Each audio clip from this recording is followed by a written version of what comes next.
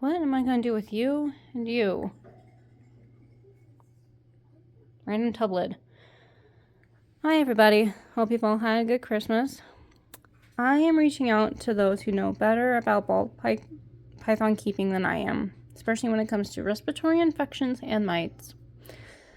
Because I have not recorded for the past little bit due to the fact I've been busy with work, family, Christmas, and an upcoming surgery that I am getting.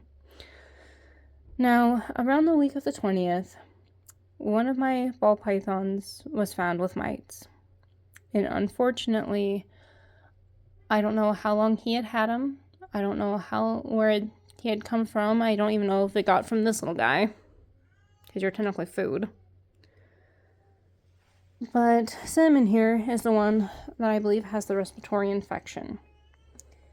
Now he is moving. I've only found a couple of mites on him, where his underbelly right there at the end of his tail are kind of red, and his sides. But I was soaking him the other day and found a clear, goop around his mouth, which tells me it could be a respiratory infection. I have an appointment for the vet as soon as I could get it, but unfortunately, I could not save Nanners, who is in this tank over here. Now, I do not want to get too close because, yes, Nanners is deceased. And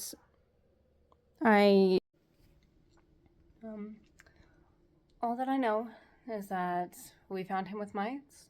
We treated him the best I could. I called vets, and most vets gave me some options I could do at home for home remedies, but most would not take me the same day. They would have a week out.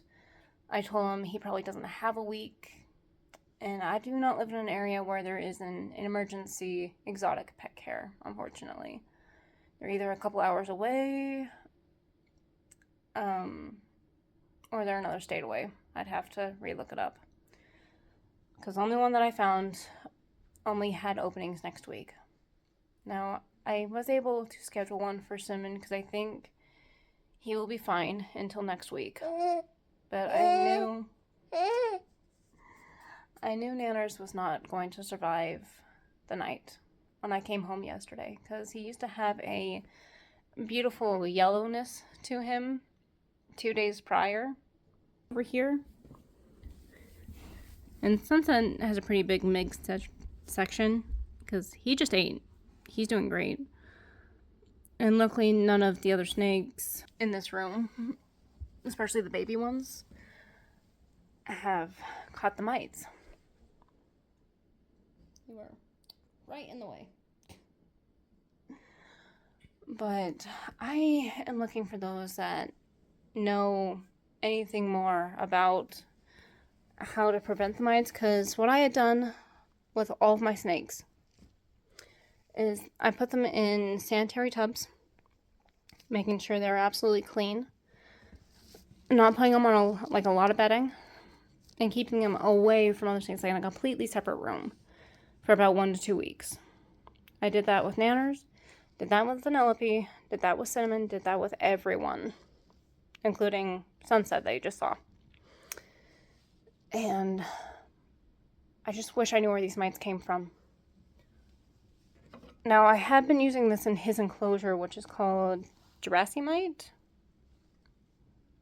I keep saying Jurassic mite, but there's no C on there. But it says to spray the enclosure and let it fully dry before bringing the snake back in, which I did.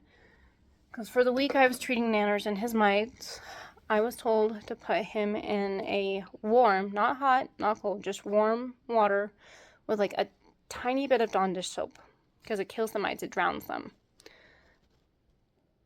It was the only thing I could find either on the internet or when I called the vets, and that's really what any information I got.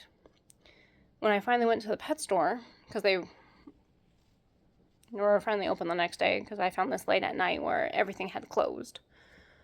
I even tried olive oil to lightly coat the snakes to make sure that the mites would try and suffocate the mites, and keeping it away from their head. Then I got another thing, and I believe the bottle is in the other room, but I got something called snake oil that is specifically made for mites, bites, cuts, abrasions, stuff like that, help for healing. And I put that on Nanners because I noticed his underbelly was very, very red.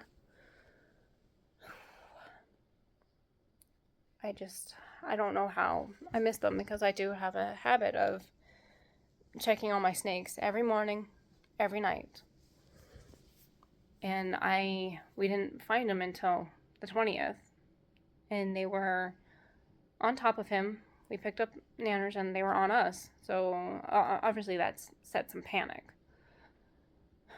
And if you notice that everyone is on paper towels, they don't have their hides, it's because I am currently cleaning them and with hot water and then freezing them outside to make sure there's absolutely no way there could be mites.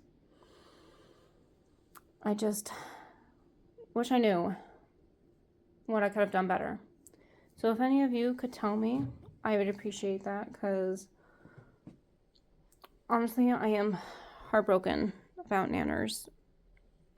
And obviously, since I'm holding this little one, I'm not going to go pick him up and show you guys how bad it is, because it is,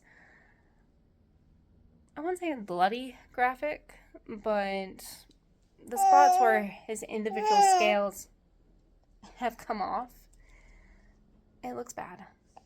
And I feel horrible that this has happened to one of my snakes, because I love all my animals, whether it's one I'm keeping, one I'm rehoming, or even if they're food.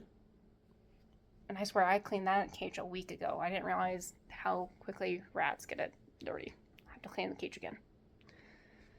But please, if someone could tell me, I'd appreciate that. And I hope you all had a better Christmas. What? Are you trying to say hi? Yeah, you're as vocal as your brother. Well, we'll see y'all next time. I will give you an update on Cinnamon. And I don't know if we're going to bury Nanners in the backyard or if we are actually going to purchase flesh-eating beetles and keep a skeleton. Don't ask me to say words right now. I'm too tired for that. But there will be an update. See you all later. Say bye-bye.